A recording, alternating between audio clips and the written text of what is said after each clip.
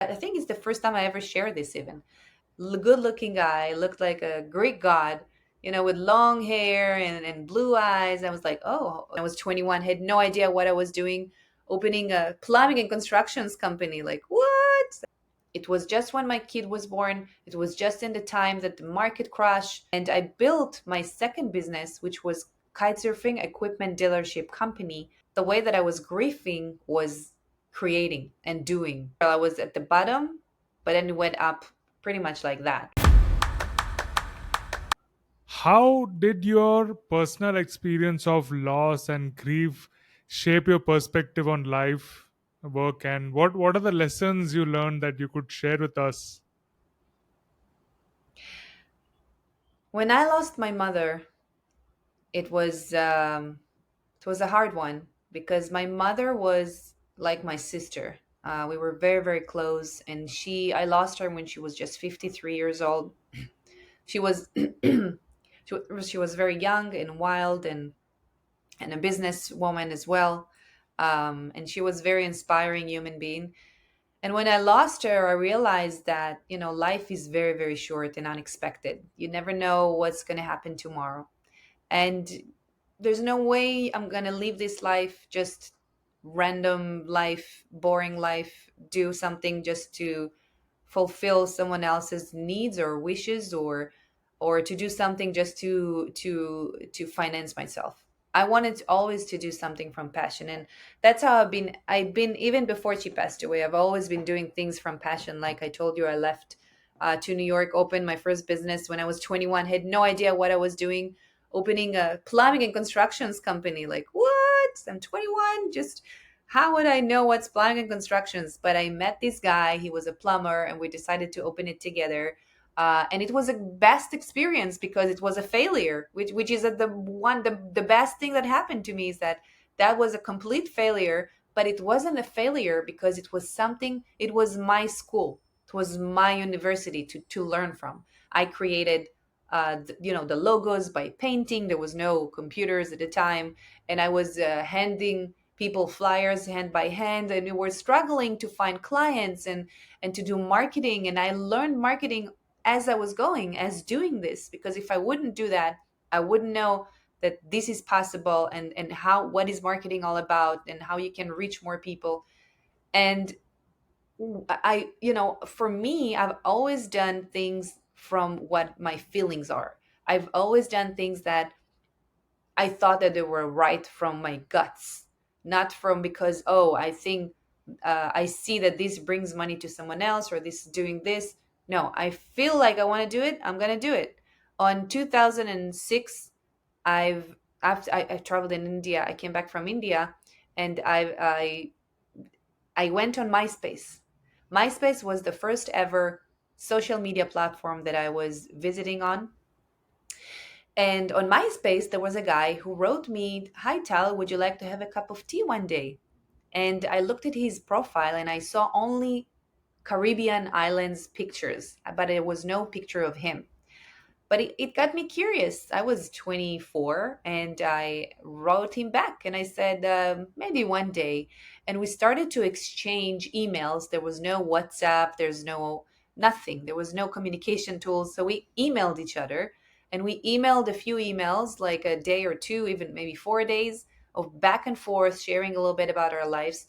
And we decided to hop on a Skype call. Now, Skype just came to the world, it was literally just a beginning. I went on a Skype call. I saw this guy barely, and I told him, "Listen, man, I don't know who you are." He was a French guy. He was older than me, 15 years older than me, living on a Caribbean island. I told him, "Listen, I don't know who you are. I don't know where's the island you live on, Anguilla, Anguilla, Ongala, whatever the name is. I'm coming." And he said, "Oui, okay, why not? You can come. You have extra room." And I thought to myself, I'm going to bring a backpack. I'm going to sleep on the beach. I don't really care about this guy. I'm going to see the islands. I'm going to the Caribbean. And I called my sister. I told her, "Listen, I am flying to this Caribbean island. It's not even on the map because it's that tiny. The name is Anguilla. And if I'm not calling you in 3 days, please tell mom that I'm on this island, and also send the police or someone to search for me. Okay?" And she said, okay. And I packed a small bag and I took a flight and I landed on an airport the size of a coffee shop, very tiny place. And there was a this line of local people who were standing there looking the same. And there was one guy, good looking guy, looked like a Greek god, with long hair and blue eyes. I was like, oh, this is this guy. So, long story short, I met this guy. We fell in love, and I stayed on the island, and we lived there for 3 years. And I built my second business, which was kitesurfing equipment dealership company, which was my passion for kitesurfing. And I decided that I want to bring it out to the world. So I started to learn by myself how to do marketing and how to build the websites. And I started to learn coding and design and logo and everything related to marketing and branding and then Twitter came to the world, and then YouTube suddenly popped up, and then suddenly you saw Facebook groups came out, and then the pages came as well. And I was developing and evolving with the tools together. So my company became from a small local company. We became a very big, successful kitesurfing equipment dealership partnership uh, company that worked with multiple brands of kitesurfing around the world. We were very known because we started to upload pictures and stories of ourselves from the Caribbean and from the things that we have been gone through. And I've shared my stories and my pictures. He was a photographer, by the way, and a graphic designer. So we worked together to build this website from scratch. There was no editor like WordPress or Wix. It was not exist at the time. And he literally built everything from scratch. And it was the best school for me to learn everything while I was 25 or 26, and it was a few years. He was already 40, and we were together building this on the island, traveling the world, experiencing all the Caribbean islands and different places in the United States together. And we came to my country together, and it was just a magical times for me to have this school in my life. And then, long story short, we moved to Florida. We've been there 2 years, and then my mom got sick, and then things changed. But yeah, but I when I'm passionate about something, I am going into it, even if I'm not sure what it is. I don't know what it is because you never know what tomorrow brings. You never know what life is going to bring you. So why not to try? Worst case, you fail, and that's okay to fail. It's even very, very important to fail in life in order to succeed. From plumbing company to kite surfing and to social lady and now to win. What an amazing journey. And you definitely put yourself first and then figure it out later. That's what I'm taking from this conversation. So what after the Florida after you came to Florida, how did things change? You said, yeah, after your mother passed away they changed. Well, I left. I moved out of Florida into Israel to be with my mother when she was sick. From the time she got sick until the time she passed away, I was her mother for 6 months.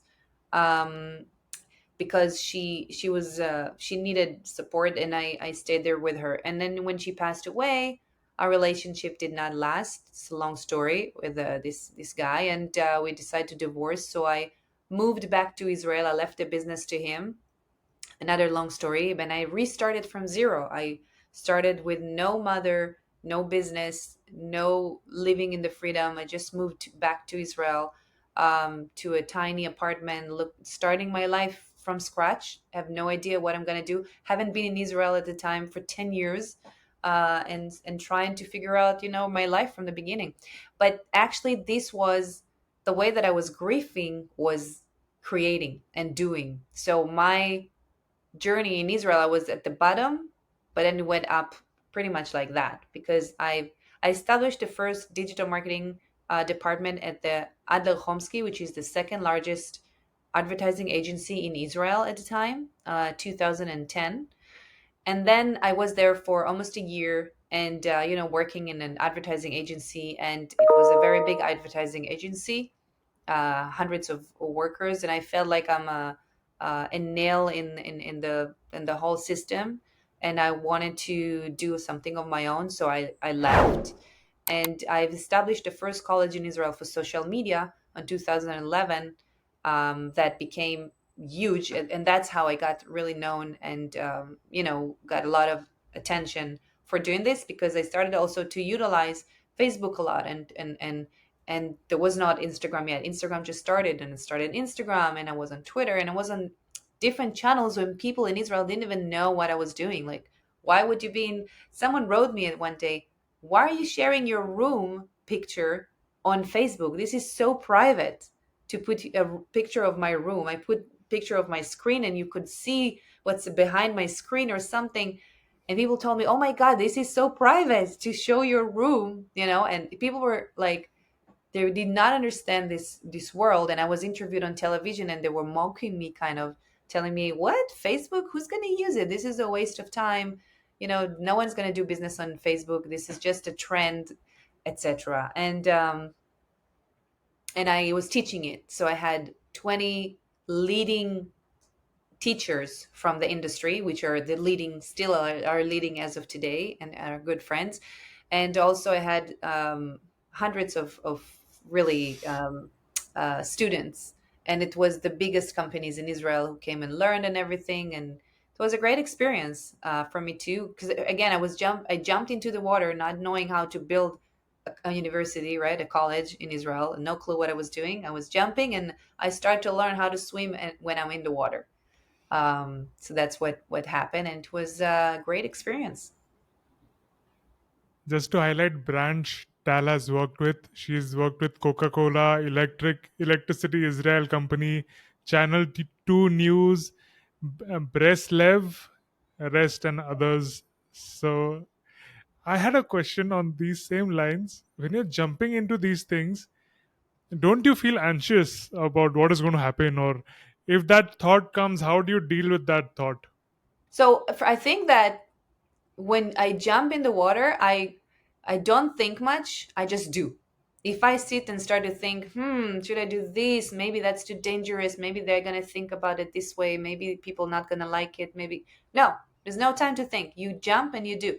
And I think I do that on everything. For example, this fashion show that I did last month, it was in 3 weeks. Like what? I remember I even called a friend of mine. She's a designer, a stylist, and I asked her for help with some of the clothing. And she said, "Oh, it's in 3 weeks. Forget it. You're not going to do it. It's not going to happen. You can't do a fashion show in 3 weeks." I told her, "No, I'm going to do it. The question is, are you going to assist me with some stuff or not?" And she's like, "Sorry, but I don't think you can do it in 3 weeks." And after I did it, she's like, very good. But so I just jump and do. Sometimes I'm like, how am I going to do this? I have no clue. But let's do A, B, C, D, E, and then I'm going to do, and I'm going to do the next step and the next step, and we'll see. I'm not waiting to think if that's going to work or not. I'm just going to jump in the water and learn as I go. And that's the best school. That's the best school. I mean, what's better than experience things on yourself? Of course, it's better to ask someone or learn or read about things that other people already done. That's why I want to be a guide for so many women, because I am able to give the tools that I've learned on my own skin. But I am super blessed and I feel very honored to go through those things, to experience things on my skin and be able to execute things even if I failed. That's okay, because it made me stronger and better all the time. Sometimes the thought of failure and future regret stops people from getting into things. So, what would you like to tell them? Fear is what stops us from doing things. A lot of people are moved by fears, and they are, they prevent themselves from do things because of fear. And it's okay. It makes sense. Fear also protects us. Sometimes we're preventing disasters from coming or preventing bad things to happen. But a lot of times, fears are blocking us from doing things that we want to do and are very important for us. So I would recommend you to try and overcome a fear. Try to think, what if I will succeed? What will happen? What an amazing feeling is if this will actually work. And also try to think, what are the consequences if it's not going to work? So you tried, you tried and you failed. So what? Who cares about what other people think? Remember always that your failure is your lesson, is your experience, and it's something that you are going to take with you to the next steps of your life. And this is so important to understand that, because when you're failing, it's your thing and it belongs to you, and you're taking the experiences and the lessons with you to the next steps. So don't be afraid of fear. Don't be afraid of taking step. Don't be afraid. Don't let the fear stop you. Take that step, move forward, plan the future, and always envision in your brain. Tell yourself, this is going to happen. That's it. If I want this, it's going to happen. And I put in front of me the picture of how is it going to be. I literally telling loudly to the world. I'm talking about it and saying, this is what I'm planning to do, and that's how it's going to happen, and this is how it's going to look like at the end, and that's how I reach this goal, because I am so driven to receive this goal and go forward and not let anything stop me on the way. That's how you win. Wow, that's so much high self esteem and confidence. How do you bring that? How do you stop the negative self talk? So I think that um, to stop negativity thoughts, you have to replace them with good thoughts. So whenever you have a negative thought in your brain, try to put yourself out of your brain, like to think, look what I'm thinking about. This is not good. Let's try to think about something else. I literally sometimes having conversations with myself. If I have a bad thought coming to my brain, I'm thinking, oh, I have this fashion show to pull out in 3 weeks. I'm never gonna do it. I've thought to myself, oh, she even told me, this lady, you're not gonna do it. And I thought to myself, maybe she's right. Am I not gonna do it?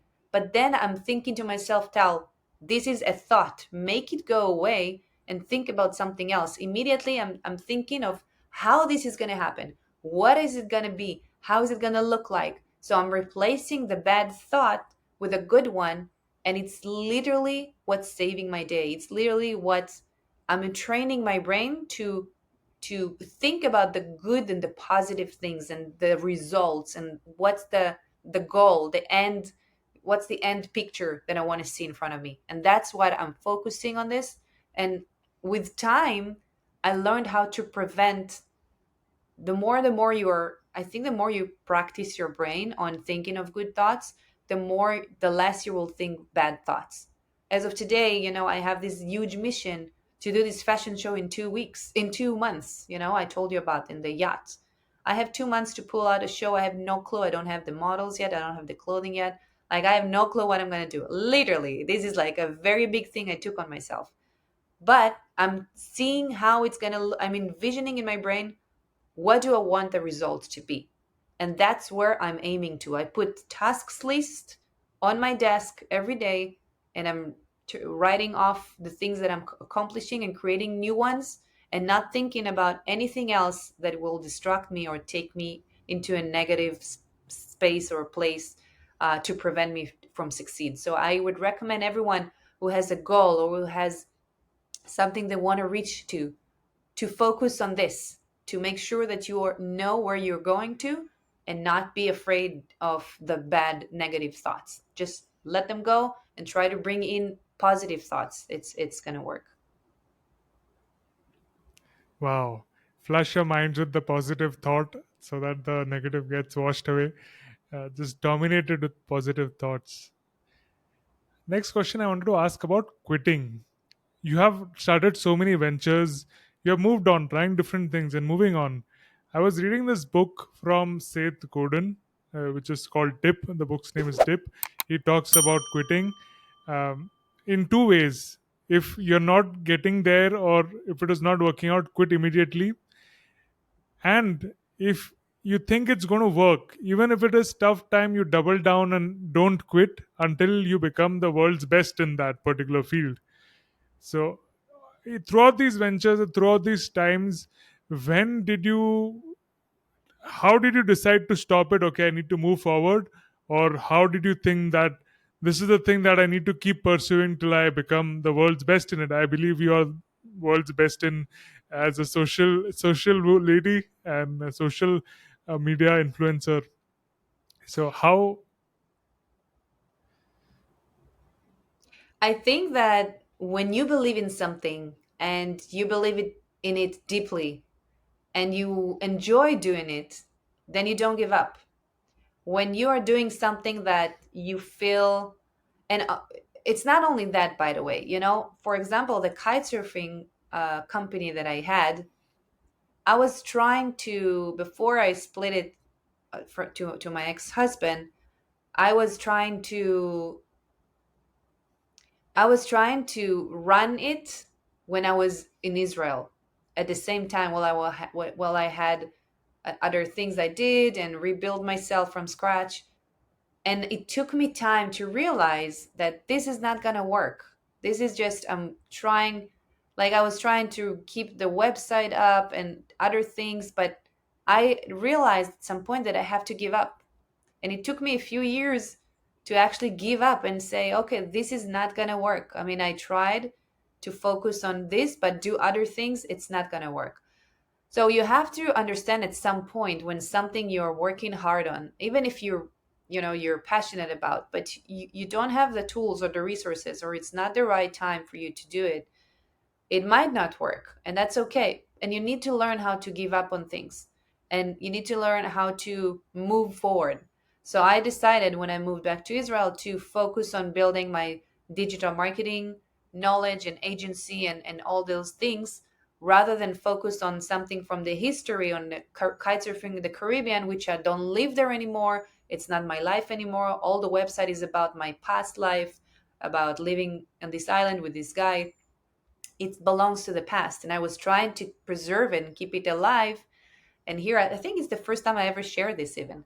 And but I have realized at some point that this is not going to work, and actually I have a new passion, which is the digital and the online branding and the self growth and all those things that you can actually do and build yourself from scratch like I did. So I took the experience that I had with it, building from nothing, what this kitesurfing company, which was a huge success, and and take all the tools and the lessons that I had and teach them to other people. And that's what I was doing with the agency. So at the end of the day, I think that well, I have a blackout. What was the question for a second? The quitting? No, the quitting. Yeah. Yeah, So when you decide to quit and when do you decide to keep going on in that I know. particular Yeah, field? exactly. So the agency as well, I had moments that I said, maybe I should quit. I mean, it's maybe I don't know. Maybe it's not for me. I don't know if I want to. I had a team of 15 people, and a lot of work, and everything was great. But still, I had moments that maybe I thought that it's not for me. Maybe I thought I want to focus on the nonprofit, and I never had the time to do it when I was all the time around my company. And now, since the market crashed and the crypto market crashed, and also I reduced a little bit of the work amount so I can focus on two babies that I have at home and the nonprofit, which I'm doing all together. But that's okay, and that's the best. It's all about balance in life. You have to understand when something doesn't work, don't push it too hard. It means that if you really believe in it and you think that's going to work, then don't give up. That's the most important thing. Don't give up. When I started my nonprofit, it was just when my kid was born. It was just in the time that the market crash, the crypto crash, and it's a web 3 thing. And it was just when I had less clients and less, income than I used to have in the past. But I didn't give up. I was working on it, and it's not even for money. It's just to support women, right? It's not even to for my own financial. I don't make a penny from this. I just spend money on this all the time. And I do it because I believe in it, and I'm passionate about it. And now I got those opportunities coming up, which I believe are going to be a big deal for a win, and it's going to change a lot of things. But we're growing all anyway. I already grew a lot, and I have a lot of people who are supporting the cause, a lot of known people, and a lot of anonymous, wonderful people as well. And I am feeling very blessed and grateful for keeping my passion going and creating, those tools for women, and be able to pursue my passion and be able to help others. And there's nothing that I more passionate about than helping others and supporting women and girls and giving them the tools that I have in my life. Beautiful. One question again, stepping back. For that time you had quit that surfing website and the work that you're doing, did you ever feel that that many years of my life were wasted? I wish I would have used that in something else. I would have progressed much further in that other field. So, do you regret wasting time for anything that didn't work out, or how do you deal with it? No, not at all. As I said, I don't regret anything, nothing that I've done. I mean, this is my journey. This is the path I was supposed to walk on to reach where I am. If I skipped those few years, which I wasted my time, I would not be who I am today, and I would not have those tools to give those ladies and women and girls that I want to give it to, or even to everyone, to my own children, to my own surroundings, to people that I love, to my followers, even on the different social media platforms, or to anyone that I feel like bringing some of those tools and knowledge and experience and lessons. And I wouldn't have them if I would skip those years. So I wouldn't skip anything in this lifetime, and I wouldn't change anything. Really, the only thing that I would love to change or skip, but it's nothing that I can do about, it's my mother's death. But again, this is the only thing that is out of my control, and it's also part of what made me who I am today.